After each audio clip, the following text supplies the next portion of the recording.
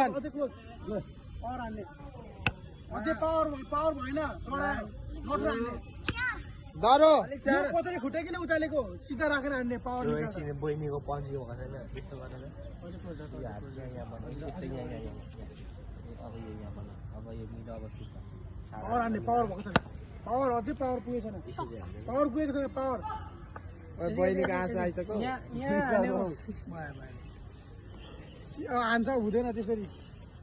सिक्नु पर्यो एकछिन बहिनी फुटाइदेऊ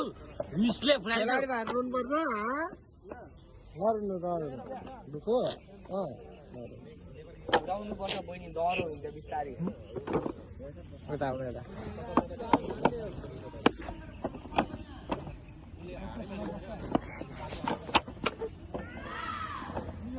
ल ल